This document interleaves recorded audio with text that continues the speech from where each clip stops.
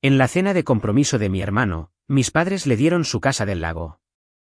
A mí me entregaron las viejas monedas del abuelo, son más de tu estilo. No discutí. Me fui. 12 años después, su casa del lago fue vendida. Mis monedas se subastaron por $4.70 millones. Cuando aparecieron exigiendo su parte, señalé al otro lado del lago y acabé con ellos con una sola frase. Mi nombre es Deborah Elliot y tengo 41 años. Hace 12 años, en la cena de compromiso de mi hermano, mis padres le dieron a Trevor la casa del lago delante de toda la familia. Luego, mi madre me empujó una caja de zapatos con las viejas monedas de mi abuelo sobre la mesa y dijo, son más de tu estilo. Todos se rieron. No discutí. No lloré. Tomé la caja, me fui y no volví. Lo que ninguno de ellos sabía, lo que yo no sabía esa noche, era lo que mi abuelo realmente había dejado dentro de esa caja. Pensaron que me habían dado las sobras. Se equivocaron en eso, de la misma manera que se equivocaron conmigo. 12 años después, aparecieron en mi puerta. Permítanme llevarlos de vuelta al principio. La cena fue en un lugar llamado Boathouse, justo sobre el agua en nuestro pueblo en el lago Alder, en las colinas de New Hampshire.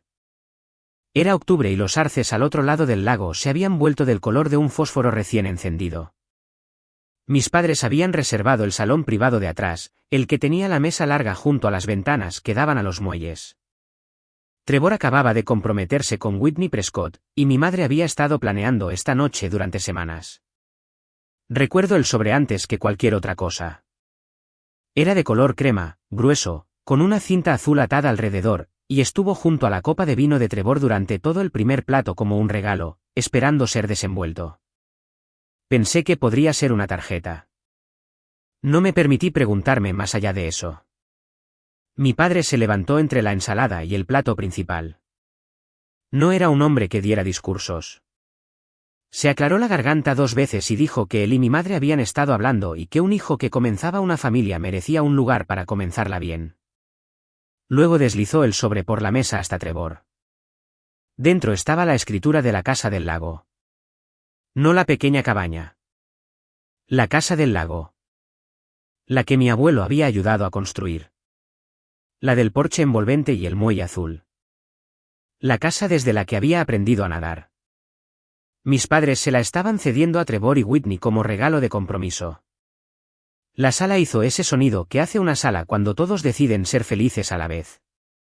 Whitney lloró. Trevor estrechó la mano de mi padre y luego lo abrazó. Y mi madre se secó los ojos con la servilleta y parecía más orgullosa de lo que nunca la había visto por nada. Yo también aplaudí. Quiero ser honesta sobre eso. Me senté allí y aplaudí a mi hermano y lo decía en serio porque esa es la clase de hija que me había entrenado para ser. Luego mi madre se agachó junto a su silla y levantó una caja de zapatos. Era una caja vieja, con el cartón suave en las esquinas, una goma elástica apretada en el medio para mantener la tapa puesta. La puso delante de mí. Olía a metal y a periódico viejo, como el interior del armario de abrigos de mi abuelo. Esto es para ti, cariño, dijo. Las monedas de tu abuelo, son más de tu estilo. El abuelo siempre lo dijo. Un par de personas en la mesa se rieron. No una risa cruel. Peor que eso. Una risa fácil, del tipo que surge cuando todos ya están de acuerdo en algo y les parece un poco gracioso. Por supuesto, las monedas van para Deborah. Por supuesto, la casa va para Trevor. El orden de las cosas era tan obvio que era una broma. Deslicé la goma elástica y levanté la tapa. Dentro había hileras de monedas en pequeños sobres de papel y fundas de plástico, opacas y pesadas, algunas de ellas oscurecidas por el tiempo. A un lado había un trozo de papel doblado con la letra de mi abuelo. No lo leí. Mis manos no estaban lo suficientemente firmes para leer nada en ese momento, y no quería que lo vieran. Volví a poner la tapa. Gracias, dije. Miré a mi hermano. Me alegro por ti, Trevor. De verdad. Y era cierto. Esa es la parte que me llevó años entender. No estaba enojada con Trevor. Era algo más silencioso y mucho más antiguo que la ira. Estaba cansada en un lugar que el sueño no alcanza. Me quedé para el plato principal. Incluso tomé postre. Cuando terminó, puse la caja de zapatos bajo mi brazo, me despedí y caminé hacia mi coche en el estacionamiento de grava. Las luces del boathouse proyectaban un rectángulo amarillo sobre mi parabrisas. Puse la caja en el asiento del pasajero y me quedé sentada un minuto con las manos en el volante. Pensé en cómo nadie me había seguido, ni para ver cómo estaba, ni siquiera para preguntar si necesitaba ayuda para llevar algo. Luego conduje a casa y en algún lugar de esa oscura carretera junto al agua, tomé una decisión que no le anuncié a nadie. Decidí que había terminado de esperar un asiento que nunca iba a estar puesto para mí. Si alguna vez fuiste el fuerte de tu familia, aquel al que nunca pensaron en revisar porque ya habían decidido que no lo necesitabas, entonces ya sabes cómo se sintió ese viaje a casa. Si esa es tu historia también, dime en los comentarios desde donde estás escuchando. Me gusta saber quién está ahí fuera esta noche. Para entender por qué esa caja importaba tanto y por qué no podía simplemente tirarla en un armario y olvidarla, tengo que hablarles de mi abuelo. Su nombre era Silas. Silas Elliot, el padre de mi padre. Era un hombre tranquilo con manos grandes y ásperas. Y durante los últimos 50 años de su vida, coleccionó monedas. No de la forma en que la gente colecciona cosas para presumir. Coleccionaba de la forma en que algunas personas rezan solas por la noche con la puerta entreabierta. Cuando era pequeña, yo era la única en la familia que se sentaba con él mientras lo hacía. Mis padres pensaban que su afición era un poco extraña.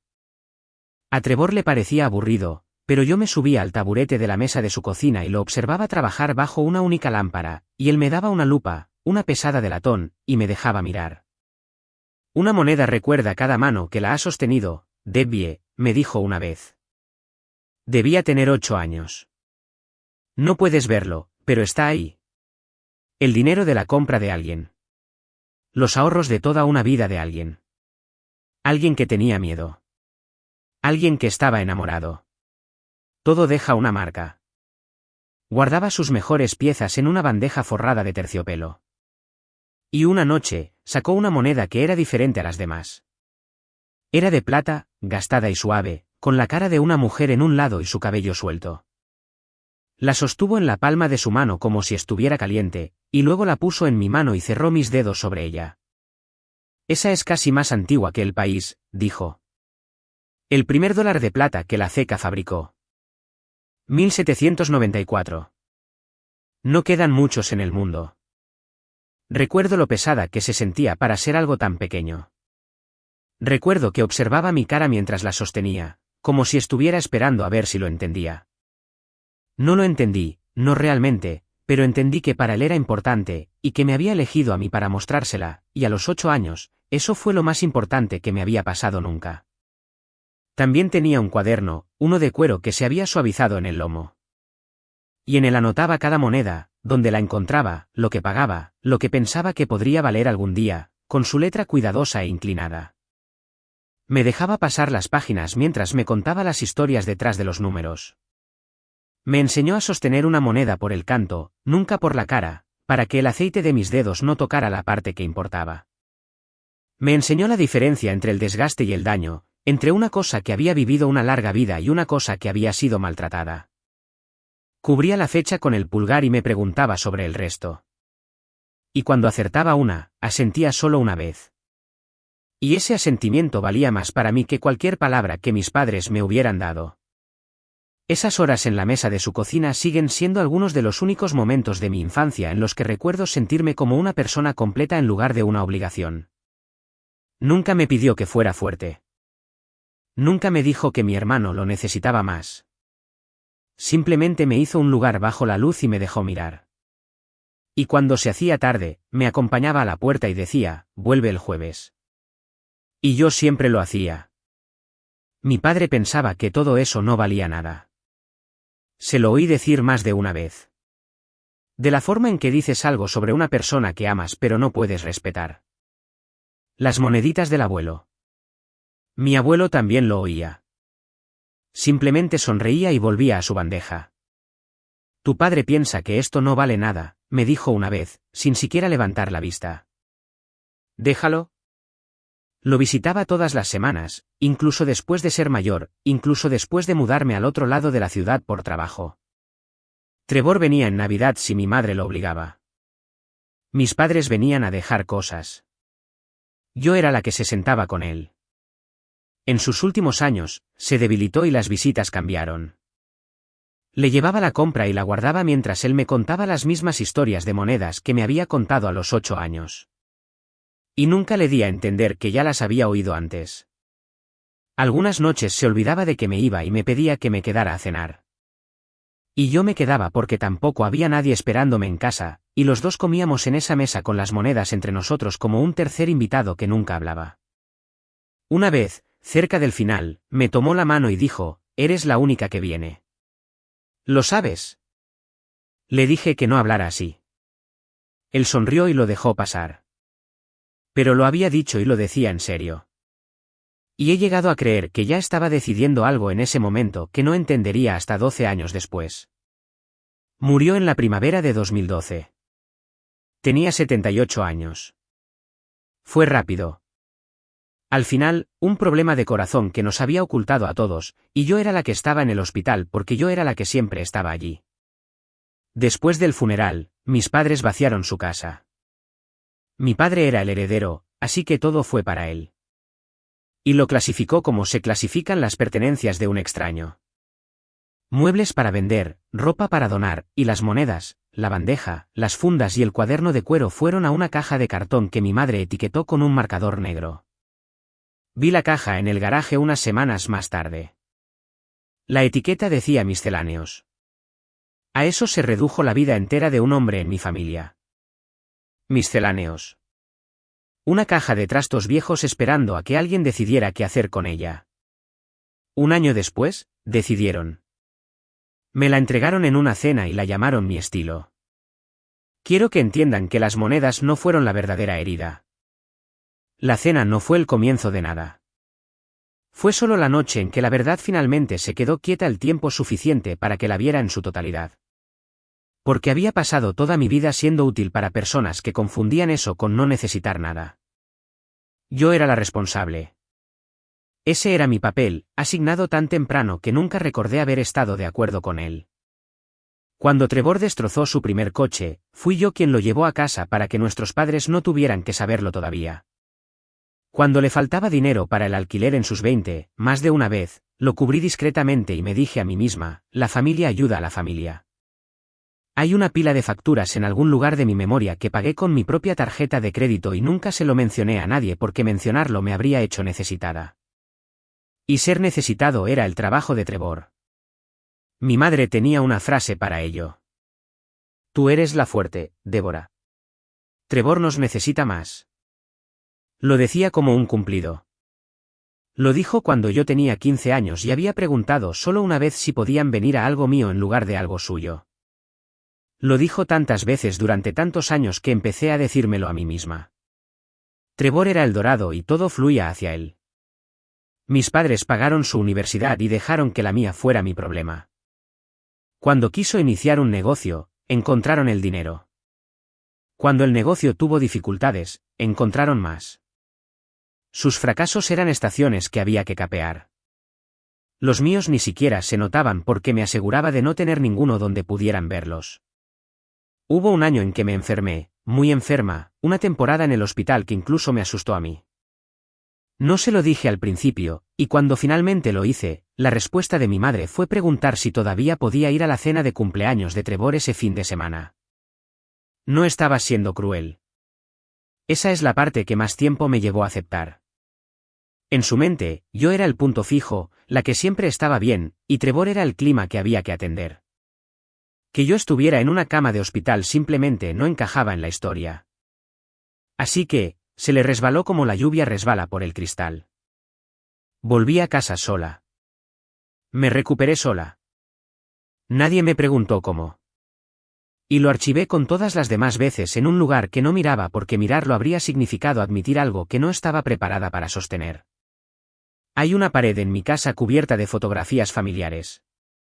Y una vez me di cuenta, de pie frente a ella, de que Trevor estaba en el centro de casi todos los marcos, no por accidente. Simplemente ahí es donde iba la cámara. Me dije a mí misma que estaba bien. Me dije que depender de mí era su propia forma de ser amada. Creí eso durante mucho tiempo, de la forma en que crees algo porque la alternativa es demasiado pesada para levantarla. Y luego, una noche, no mucho después de esa cena, estaba sentada en el suelo de mi apartamento con una caja de zapatos delante de mí, y una pregunta llegó a mi pecho completamente formada, y no pude dejarla de lado. En 30 años, ¿alguien en mi familia me había preguntado alguna vez si estaba bien? Lo repasé. Cumpleaños, momentos difíciles, los años en que claramente estaba luchando y claramente sola. Busqué un solo momento en que uno de ellos se hubiera detenido, se hubiera vuelto hacia mí y me hubiera preguntado cómo estaba y realmente hubiera esperado la respuesta. Ni una sola vez en 30 años. Ni una vez. Me senté con la caja toda esa noche y no la abrí. Simplemente me senté junto a ella en el suelo. Y en algún momento de la mañana, comprendí que me iba a ir y que nadie iba a intentar detenerme. Y que ambas cosas eran el mismo hecho visto desde dos lados. Así que, me fui. Me mudé a 4 horas de distancia a una pequeña ciudad donde nadie conocía mi nombre ni el de mi familia. Y empecé de nuevo casi sin nada. Alquilé una habitación a una mujer mayor que necesitaba el dinero. Una ventana, una cama, una cómoda. Tomé la caja de zapatos y la puse encima de esa cómoda y allí se quedó, cerrada, mientras construía una vida debajo de ella. No quería el dinero de mis padres. Ese era el punto. Quería no deberles nada nunca para que lo que me convirtiera fuera mío y solo mío. Conseguí un trabajo llevando la contabilidad de una pequeña empresa de gestión de propiedades, sumando los alquileres y las reparaciones de otras personas. Era un trabajo tranquilo y se me daba bien. Aprendí cómo los edificios ganaban dinero. Aprendí cómo era un buen negocio y cómo era uno malo disfrazado de bueno. Después de un par de años, había ahorrado lo suficiente para comprar una pequeña propiedad de alquiler propia, un dúplex que necesitaba reformas, e hice las reformas, y me dio beneficios. Luego otro. Fui paciente. La paciencia era la única cosa que nunca me había faltado. La moneda se quedó en la cómoda. Todavía no había abierto la caja del todo. Me decía a mí misma que lo haría cuando estuviera lista, y nunca estaba lista. Y esa era su propia respuesta. La persona que finalmente me hizo abrirla fue un extraño que resultó no ser un extraño en absoluto. Había una tienda de monedas a 2 calles de mi oficina, un pequeño lugar polvoriento con una campana en la puerta. Pasé por delante durante un año antes de entrar. Todavía no estoy segura de que me hizo entrar ese día. Quizás solo quería ver la caja abierta delante de alguien que no se riera. El hombre detrás del mostrador era viejo, fácilmente 80 años, con gafas de leer subidas en la frente y manos que temblaban un poco cuando no estaban ocupadas. Puse la caja de zapatos sobre el cristal y dije que había heredado algunas monedas y no sabía si valían algo. Empezó a sacarlas una por una, girando cada una bajo una lámpara. Luego se detuvo. Miró la dirección del remitente que no me había dado cuenta de que había escrito en la caja. Una vieja costumbre. Mi apellido en la esquina. Elliot, dijo lentamente. Me miró por encima de las gafas. No serás la nieta de Silas, ¿verdad? Su nombre era Otis Hall. Él y mi abuelo se conocían desde hacía 50 años. 2 hombres que habían intercambiado monedas e historias en ese mismo mostrador desde antes de que yo naciera. Había una fotografía de los dos en la pared detrás de él, más jóvenes, entrecerrando los ojos al sol, sosteniendo algo demasiado pequeño para ver. Le dije que sí, que era la nieta de Silas, y vi cómo algo se movía en su rostro, un viejo dolor que despertaba. Luego cogió una de las monedas de la caja, la de plata con el cabello suelto, y se quedó completamente en silencio. La sostuvo durante mucho tiempo. Sus manos temblorosas se aquietaron. Cuando finalmente habló, su voz había cambiado. ¿De dónde has sacado esto?, dijo. No era realmente una pregunta. Mi abuelo me la dejó, dije. Otis dejó la moneda sobre el terciopelo con mucho cuidado, de la forma en que dejas algo que podría romper la habitación si se te cayera. ¿Sabes lo que tu abuelo pasó toda su vida buscando?, me preguntó. Dije que no. Esto, dijo. Estaba buscando esto. Otis Hall se convirtió en lo más parecido a una familia que había tenido desde que murió mi abuelo. Nunca me pidió nada. Ni dinero, ni favores, ni compañía. Se lo debían. Simplemente empezó a enseñarme de la misma forma que Silas lo había hecho, porque dijo que Silas habría querido que alguien me enseñara, ¿verdad? Pasaba por la tienda después del trabajo y él tenía monedas extendidas y me enseñaba a leerlas. ¿Qué hacía que una valiera $1 y otra una fortuna? El año, la marca de la ceca, la acuñación, las pequeñas diferencias que separaban una cosa común de una imposible. Me volví buena en eso, de la misma forma que me volví buena en todo lo que decidí aprender en silencio. Y durante los meses siguientes, Otis revisó la caja de mi abuelo moneda por moneda y me dijo lo que realmente tenía. Comenzó de forma razonable. Esta vale unos cientos. Esta, un par de miles. Luego dejó de ser razonable. Cogía una moneda, la dejaba, se frotaba la cara y la volvía a coger. Empezó a llevar una lista en lápiz en un bloc de notas legal, y vi cómo el número al final de ese bloc subía semana tras semana hasta que dejó de parecer algo que pudiera pertenecerme. Era cuidadoso al respecto, de la forma en que las personas honestas son cuidadosas. Decía, no te adelantes. Esto todavía tiene que ser autenticado correctamente. Y luego, 2 días después, llamaba y decía que no había podido dormir, pensando en una moneda en particular. Seguía comparando lo que encontraba con el cuaderno de cuero de mi abuelo, pasando el dedo por esas columnas inclinadas, y de vez en cuando se quedaba en silencio y solo miraba la escritura durante un rato, recordando al hombre que la había hecho. Una tarde, levantó una vieja pieza de oro y dijo, casi disculpándose, esta sola podría pagar una casa. Y ni siquiera es la mejor.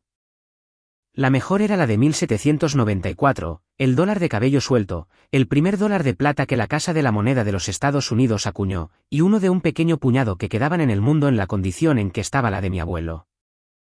Otis me dijo que mi abuelo la había perseguido durante décadas, había ahorrado para ella, probablemente había pagado más por ella de lo que mis padres jamás imaginaron que una moneda podría costar.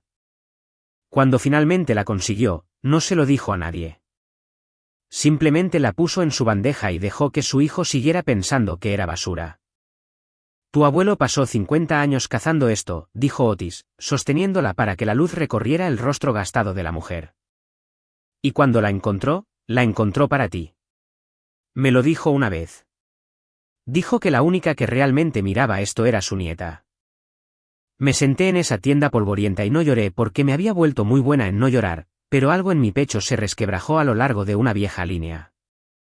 Toda la colección, estimó Otis, valía millones, varios millones. La caja que mi madre había deslizado sobre la mesa y llamado mi estilo. La caja de la que toda la familia se había reído valía más que la casa del lago que le habían entregado a mi hermano esa misma noche.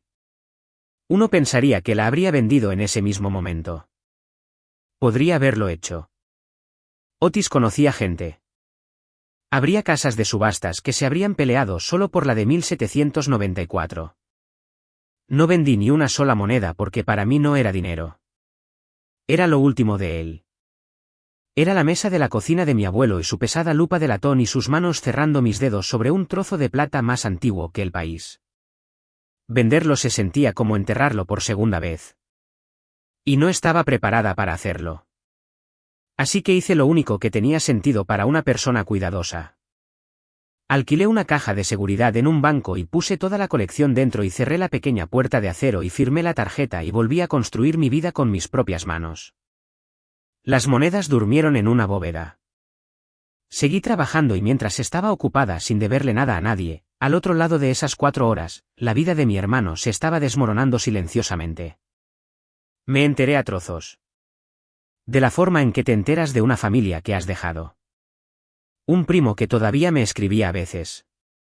Un nombre en un periódico local que llegó a Internet. El matrimonio de Trevor con Whitney había terminado. Eso fue lo primero. Luego el negocio. Había abierto un puerto deportivo y un concesionario de barcos en el lago. Todo llamativo. Todo prestado contra algo. Cuando empezó a hundirse, hizo lo que nuestra familia siempre hacía. Se aferró a lo que pudo para mantenerlo a flote. A lo que se aferró fue a la casa del lago. La hipotecó. La casa de mi abuelo, el regalo de compromiso, la joya de la corona de toda la idea que mis padres tenían de sí mismos. Pidió un préstamo contra ella para salvar el puerto deportivo. Y luego el puerto deportivo se hundió de todos modos, y el préstamo venció, y no quedaba nada con que pagarlo. Para entonces, mis padres ya se estaban ahogando junto a él porque nunca habían dejado que Trevor fracasara por su cuenta. Habían sacado dinero de su jubilación para apuntalar el negocio. Cuando eso se acabó, sacaron una segunda hipoteca sobre su propia casa, la casa en la que crecí, y también la enviaron tras él. No podíamos simplemente dejar que nuestro hijo fracasara, dijo mi madre años después. Y creo que lo decía en serio. Esa era la tragedia de mi familia. El amor era real. Simplemente solo apuntaba en una dirección y los llevó directamente a un precipicio siguiendo al único hijo que estaba feliz de dejarlos. Perdieron su casa. Hubo un cartel de "se vende" en el jardín de la casa de mi infancia y luego un cartel de "vendido" y luego perteneció a extraños y la casa del lago de Trevor, la que le habían dado delante de todos, entró en ejecución hipotecaria. Encontré el anuncio una noche, de la forma en que encuentras cosas que se supone que ya no te importan. Subasta propiedad del banco en 30 días. Había una foto del porche desde el que había aprendido a nadar y una pequeña caja de seguridad roja colgando de la manilla de la puerta principal donde antes estaba el pomo de latón. La casa que se suponía que era el comienzo de toda la vida de mi hermano iba a ser vendida al mejor postor extraño que apareciera. Y fue entonces cuando dejé de ser alguien a quien le pasaban cosas y me convertí en alguien que hacía que las cosas pasaran. Lo hice a través de una empresa. Para entonces ya había aprendido lo suficiente como para saber cómo. Creé una entidad llamada Alder Lake Holdings, un nombre sencillo, el tipo de nombre que no significa nada y no pertenece a nadie que reconocerías. Y cuando la ejecución hipotecaria salió a la venta, Alder Lake Holdings compró la casa del lago. $680,000. Lo pagué con la vida que había construido con mi propio dinero. Ni un céntimo de ellos, ni una moneda de mi abuelo. Firmé los documentos de cierre bajo el nombre de la empresa, y mi propio nombre nunca apareció donde alguien pensaría en buscar. El comprador era una empresa. Sin rostro, sin historia, sin nombre que significara algo para los Elliot. Me senté en mi coche después con la vieja llave de latón en la mano, la llave original, la que todavía funcionaba porque algunas cerraduras son más antiguas que las personas que las olvidan. Y me hice la pregunta para la que no tenía respuesta. ¿Por qué lo había hecho? No iba a mudarme allí. Mi vida estaba a 4 horas de distancia. Me dije que encontraría la razón más tarde, que la vendería, la alquilaría o la traspasaría una vez que pasara el sentimiento. Pero la verdad que solo pude admitir mucho más tarde, era más simple y más dura que eso. No podía soportar ver el último lugar donde mi abuelo había sido feliz entregado a un extraño que nunca sabría lo que era. Así que la conservé. Compré una pequeña casa propia en la orilla norte del lago Alder, directamente al otro lado del agua, lo suficientemente cerca como para poder ver el viejo lugar desde mi terraza trasera. Molduras blancas, muelle azul. Toda mi infancia sentada allí al otro lado de una milla de agua y no sabía qué iba a hacer con todo ello. Luego, unos meses más tarde, llegó una solicitud al escritorio de mi administrador de propiedades. La casa del lago se había puesto en alquiler discretamente bajo el nombre de la empresa. Le dije al administrador que encontrara un inquilino que la cuidara. Y una mañana, estaba revisando el archivo de solicitudes en mi pantalla, prestando poca atención, y me detuve. Solicitantes: Warren Elliot, Gloria Elliot. Mis padres. Habían perdido su casa. Estaban buscando un lugar para vivir en el lago en el que habían pasado toda su vida. Y el lugar que apareció a un precio que casi podían pagar era su antigua casa del lago, anunciada por una empresa sin rostro de la que nunca habían oído hablar. No tenían ni idea de que era yo. No tenían ni idea de que la empresa era mía, o de que la casa que estaban solicitando alquilar era la casa que habían regalado, ahora propiedad de la hija a la que le habían entregado una caja de zapatos y olvidado. Mi cursor se quedó allí en la pantalla, flotando entre 2 botones, aprobar, rechazar. Antes de decirles en qué hice clic y lo que me costó durante los siguientes 4 años, quiero saber. Si estuvieran en mi silla mirando los nombres de sus padres en esa solicitud, ¿qué habrían hecho?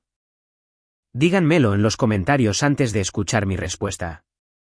Me he preguntado 100 veces si hice lo correcto. Hice clic en aprobar. He dado vueltas a esa decisión tantas veces. La he desgastado hasta dejarla lisa. Podría haberla rechazado. Podría haber dejado que el administrador enviara el cortés rechazo que se envía a todos los que no consiguen un lugar. Nadie lo habría sabido nunca. Pero no pude hacerlo. Esa es la parte de la que no estoy orgullosa y no fingiré. Después de todo, una parte de mí todavía no podía verlos terminar sin un lugar a donde ir. Así que, aprobé a mis propios padres como inquilinos en mi propia casa. Y luego hice algo aún más difícil de explicar. Le dije a mi administrador que fijara el alquiler bajo, por debajo del mercado, muy por debajo de lo que esa casa en ese lago debería haber generado. Le dije que canalizara todo a través de la oficina, que mantuviera el nombre del propietario fuera de cada documento, para asegurarse de que nunca me conocieran y nunca tuvieran una razón para hacerlo. Y así es como empezó. Durante 4 años, mis padres vivieron en la casa del lago que pensaban que habían perdido, pagando un alquiler que creían que era un golpe de suerte, enviando su cheque el primero de cada mes a una empresa que nunca habían conocido. Y cada mes ese cheque me llegaba a mí. Nunca lo supieron. Mi madre le dijo a los vecinos, me enteré más tarde, que prácticamente era su casa de todos modos. Lo dijo como un consuelo. No tenía ni idea de cuán cierto y cuán falso era eso al mismo tiempo. Vivía al otro lado del agua y veía las luces de esa casa encenderse cada noche. Me quedaba en mi terraza con una taza de café enfriándose en mi mano y veía las ventanas brillar de color amarillo al otro lado del lago y sabía que era yo quien mantenía esas luces encendidas. Estaba pagando silenciosamente mes tras mes para albergar a las 2 personas que nunca me habían preguntado si estaba bien. A veces había informes de mantenimiento que llegaban a través de la empresa de gestión, un grifo que goteaba en la cocina, una caldera que necesitaba servicio antes del invierno. Mi padre ha llamado, dirían las notas. Y podrían enviar un fontanero. Y yo aprobaba la reparación desde el otro lado del lago, pagándola con el dinero de la empresa que era yo, imaginando a mi padre de pie en esa cocina en la que había aprendido a caminar, esperando a un fontanero que pensaba que un extraño había enviado. Una vez, en el segundo invierno, pasé en coche por la casa. No sé por qué. Me dije que estaba comprobando las condiciones de la carretera. Reduje la velocidad al final del camino de entrada y vi a mi madre a través de la ventana delantera, mayor, en bata, lavando los platos en el fregadero donde había estado toda mi infancia. Nunca levantó la vista. No tenía ni idea de que su hija estaba sentada al pie del camino de entrada en la oscuridad, pagando el agua con la que estaba enjuagando esos platos. Seguí conduciendo antes de que pudiera darse la vuelta. No tengo una palabra limpia para describir lo que sentí. No era venganza. La venganza se habría sentido mejor. Era más cercano a un dolor que no había descubierto cómo terminar. Era amar a personas que nunca me habían amado de la misma manera y no poder parar y odiar no poder parar y hacerlo de todos modos. Nunca se lo dije. Nunca llamé a esa puerta. Mantuve mi amabilidad y mi distancia en la misma mano. Y me dije que eso era suficiente, que un techo era algo que podía darles sin devolverles el poder de herirme. Algunas noches lo creía. Algunas noches me quedaba en esa terraza hasta que las luces al otro lado del agua se apagaban una por una y no lo creía en absoluto.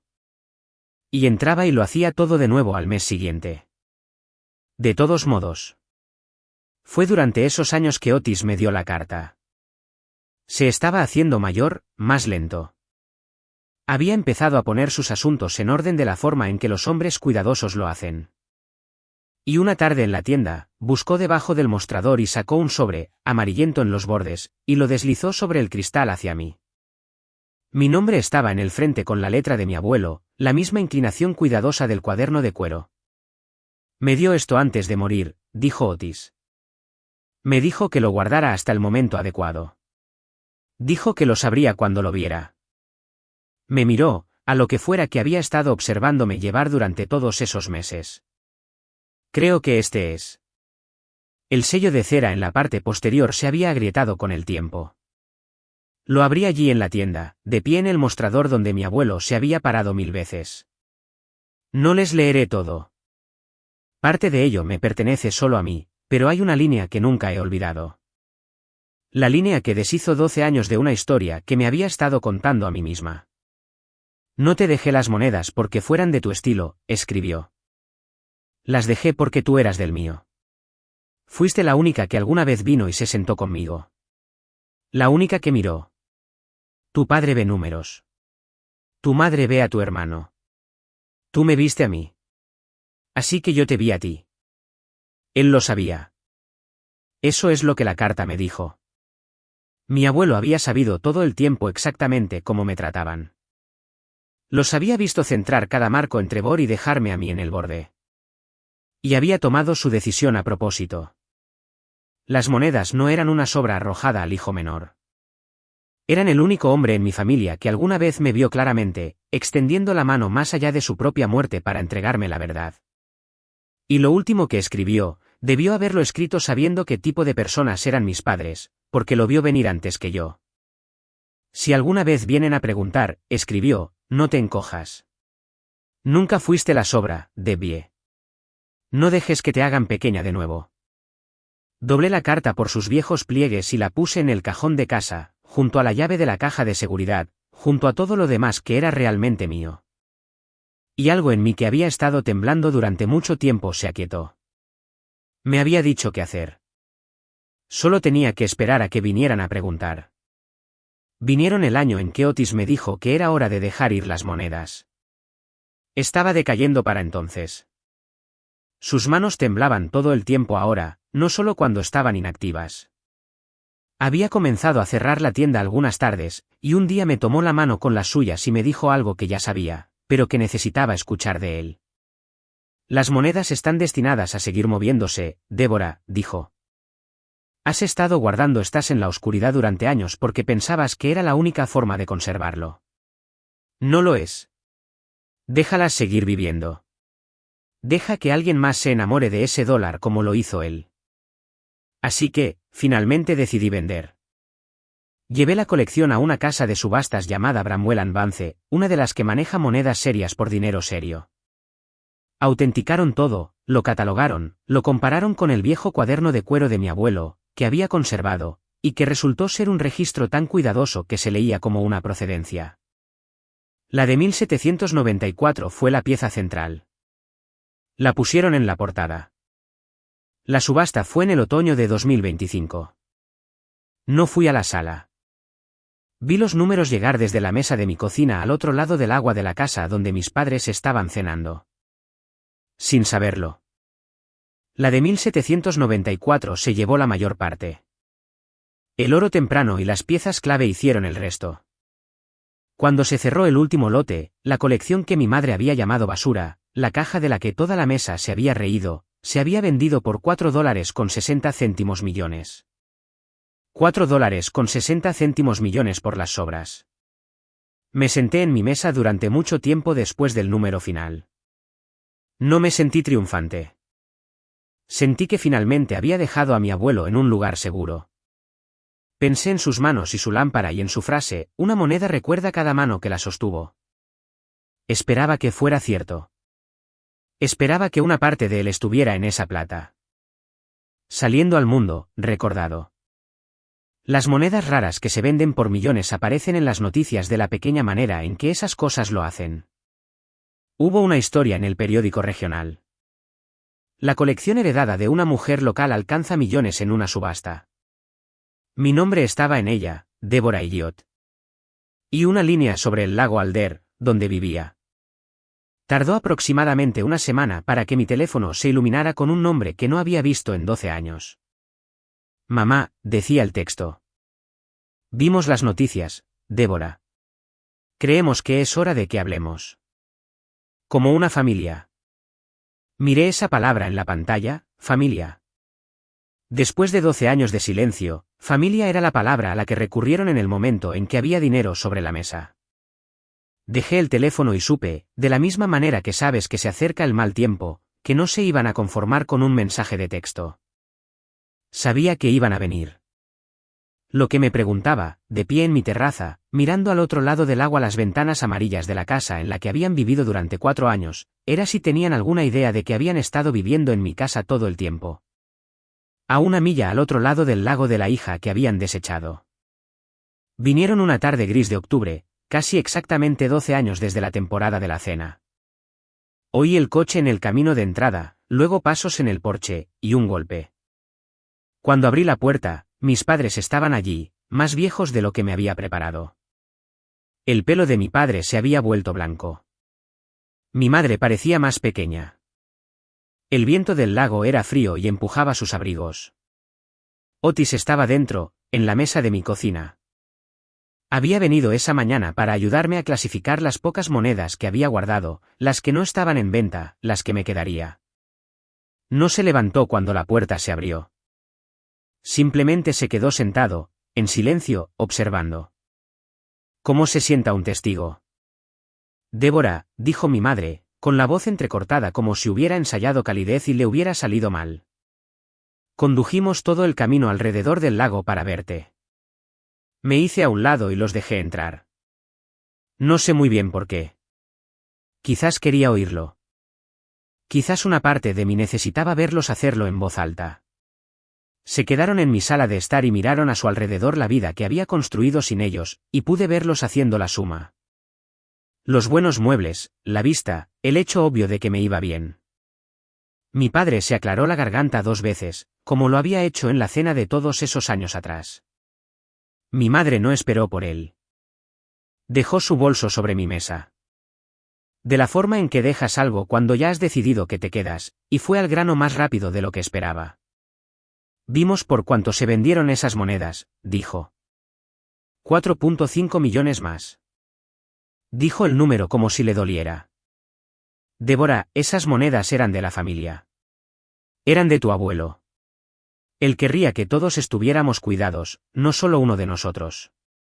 No es justo. Una persona quedándose con todo eso. Ahí estaba. Su parte. No levanté la voz. He pensado mucho en por qué, y creo que es porque ya había tenido esta conversación 1000 veces en mi cabeza, y en ninguna de ellas gritar ayudó.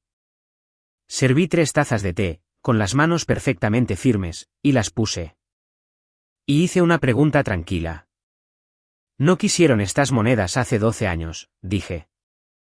Las deslizaron sobre una mesa, las llamaron mi estilo y se rieron. ¿Qué cambió? El rostro de mi madre parpadeó. Eso no es justo, dijo. Era un tiempo diferente. Son las mismas monedas, dije. Probó una puerta diferente. Se ablandó y sus ojos se humedecieron. Y me dijo que siempre había sabido que yo era la especial. Que habían cometido errores. Que se suponía que una familia debía perdonar.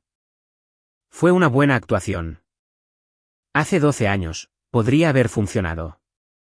Lo observé de la misma manera que observas el clima para el que ya te has vestido. No vinieron a verme en 12 años, dije. No llamaron. No escribieron. Vinieron la semana que leyeron un número en el periódico. No me hablen de familia. Mi padre cambió su peso. La boca de mi madre se apretó y la vi buscar el argumento que lo resolvería. El que siempre lo había resuelto antes. El de quién le debía a quién. Tienes que entender nuestra posición, dijo, y su voz subió. Tu hermano lo perdió todo. Nosotros lo perdimos todo.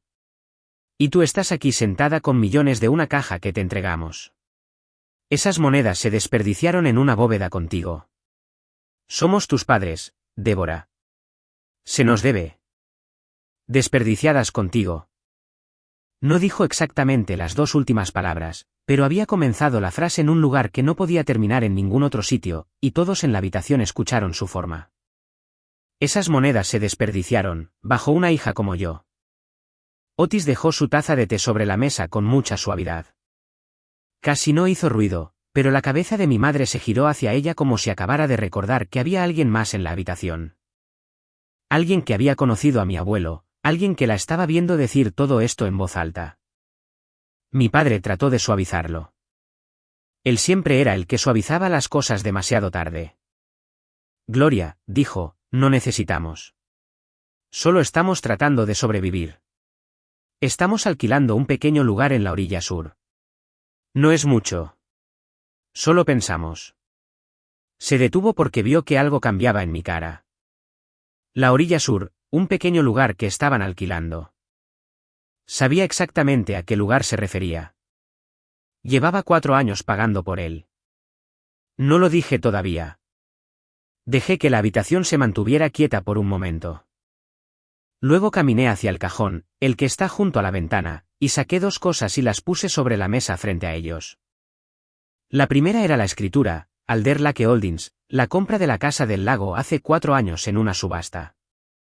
La segunda era la carta de mi abuelo. Mi madre miró la escritura y no la entendió.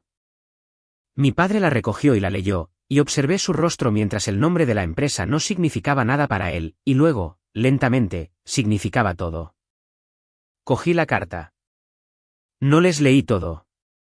Les leí una línea. Nunca fuiste la sobra, leí. Luego los miré. Él lo sabía. Siempre supo cómo me trataban. Me dejó esas monedas a propósito. Fue lo último que hizo. Y lo hizo porque yo fui la única que alguna vez fue. La habitación estaba muy silenciosa. Afuera, el viento se movía sobre el lago. Luego hice lo que había esperado 12 años para hacer, aunque no había sabido que eso era lo que estaba esperando. Caminé hacia la ventana en la parte trasera de la casa, la que da al agua, y abrí las persianas por completo. Al otro lado del lago, en la tarde que se desvanecía, la vieja casa del lago se asentaba en la orilla lejana con sus luces recién encendidas, las ventanas brillando de color amarillo como lo habían hecho cada noche durante 4 años. Las señalé. Han estado viviendo en mi casa y pagándome el alquiler durante 4 años sin saberlo, dije. Así que, no hay nada aquí que sea suyo. Nadie se movió. Mi madre se giró y miró al otro lado del agua hacia la casa. La casa que le había dicho a los vecinos que era prácticamente suya, y vi llegar la comprensión a ella, que el techo sobre su cabeza me pertenecía, que la hija a la que había venido a avergonzar para que compartiera la había estado protegiendo silenciosamente todo el tiempo. Que cada cheque que había enviado por correo el primero de cada mes había cruzado el lago hasta mí. Mi padre se sentó. No lo decidió. Sus piernas simplemente cedieron y encontró mi sofá y hundió la cara entre sus manos de pelo blanco. Mi madre empezó a llorar. No podría decirles ni siquiera ahora exactamente qué tipo de llanto era. Parte de ello era conmoción. Parte de ello, creo, era el sonido que hace una persona cuando una historia que se ha contado a sí misma toda su vida se derrumba. No me regodeé. Quiero que lo sepan. Me quedé junto a la ventana con la carta de mi abuelo en la mano y sentí que todo aterrizaba y no había triunfo en ello. Solo había un largo y cansado silencio de 12 años de ancho. Otis se levantó de la mesa. Tampoco dijo nada. Simplemente vino y se paró cerca de mí, a mi lado de la habitación, como lo hace un amigo. Caminé hacia la puerta principal y la abrí. El frío entró. Es tarde, dije. Conocen el camino de vuelta. Lo han conducido todos los días durante años. Se fueron. No había nada más que hacer. Mi padre guió a mi madre hacia afuera con una mano en su espalda, y los dos bajaron los escalones de mi porche hacia el viento, y cerré la puerta. Detrás de mí, en un estante, estaba la vieja caja de zapatos, vacía ahora, las monedas ya lejos en una bóveda, y luego en una subasta, y luego por el mundo. Había guardado la caja. Otis se quedó un rato después de que se fueran. Hizo una nueva tetera. Los dos en mi mesa, como él y mi abuelo debieron sentarse 1000 veces en la suya. Y no llenó el silencio con consejos. Cerca de la puerta, al salir, puso su mano temblorosa en mi hombro y dijo lo único que dijo sobre todo el asunto. Silas estaría orgulloso de ti. No por el dinero, por no haberte encogido. Luego se fue a casa y me senté sola en la casa con el lago oscureciéndose afuera y me permití sentirlo. Todo. Por primera vez en 12 años. Los días siguientes no fueron cinematográficos. Las consecuencias reales nunca lo son. Papeles y habitaciones frías y decisiones que duelen sin importar de qué manera las tomes. No eché a mis padres a la calle. Podría haberlo hecho. Algo en mí todavía no me lo permitía. Pero dejé de ser su guardiana de secretos y dejé de ser su regalo secreto. Terminé el subsidio. Envié un aviso a través de la empresa de gestión, por escrito, como debería haber sido desde el principio, que el alquiler de la Casa del Lago aumentaría al precio de mercado al comienzo del año siguiente, y que podían quedarse hasta la primavera al precio real si lo deseaban. Y después de eso habíamos terminado. Pueden quedarse hasta la primavera, decía el aviso en su lenguaje sencillo, al alquiler real. Después de eso, hemos terminado. Eligieron irse antes de la primavera. Oí que encontraron un apartamento en la ciudad, uno de verdad, a un precio que una pareja de su edad podía permitirse con lo que tenían. Mi padre aceptó un trabajo a tiempo parcial. Mi hermano, oí, no vino a ayudarles a mudarse. Incluso entonces, en lo más bajo, el niño dorado no apareció. Los había enviado al otro lado del lago para pedirme dinero. Y cuando hubo muebles que cargar, no estaba por ninguna parte. Hubo una carta más tarde de mi madre, una carta de verdad, escrita a mano. En ella, decía que lo sentía. Y la leí con cuidado, más cuidadosamente de lo que probablemente esperaba, porque había aprendido que hay diferentes tipos de lo siento, y no pesan lo mismo. Está el lo siento, que significa veo lo que te hice. Está el lo siento, que significa me siento mal. Está el lo siento, que significa tengo miedo de lo que esto me cuesta. Y está el lo siento, que significa todavía necesito algo de ti. El suyo era principalmente del último tipo envuelto en el tercero. Podía sentir la forma de la petición debajo de la disculpa. La esperanza de que si decía las palabras la puerta podría abrirse de nuevo y los cheques podrían comenzar de nuevo. No la respondí. No por crueldad. Simplemente porque finalmente entendí que algunas puertas, una vez que las has cerrado por las razones correctas, no puedes seguir reabriéndolas cada vez que alguien llama y dice la palabra mágica demasiado tarde. Los límites no se sienten como la gente te dice que lo harán. Todo el mundo habla de lo liberador que es. Nadie te dice que también duele. Había cerrado una puerta a mis propios padres y sabía que era lo correcto, y aún así dolía de una manera específica y permanente, como un hueso que sanó un poco torcido. Ambas cosas eran ciertas. Era lo correcto y dolía y siguió doliendo silenciosamente durante mucho tiempo. Hice las paces con eso. La paz no es la ausencia de dolor. Es el dolor sin la guerra. Hice una cosa más con el dinero de mi abuelo y es de lo que estoy más orgullosa. Tomé parte de él y creé un fondo en su nombre, uno pequeño y discreto, para ayudar a niños que aman las cosas extrañas y pacientes como él. Y el de 1794, el que había perseguido durante 50 años, el que había cerrado alrededor de mis dedos de 8 años en la mesa de su cocina, no dejé que desapareciera en una bóveda privada al otro lado del mundo. Lo doné a un museo. Ahora está en una vitrina con una pequeña placa de latón debajo. Y la placa dice, de la colección de Silas Elliott. Donde la gente puede verlo. Donde un niño que se suba para mirarlo bajo la luz podría sentir por un segundo lo que yo sentí. Alguien que tenía miedo, alguien que estaba enamorado, la vida entera de alguien.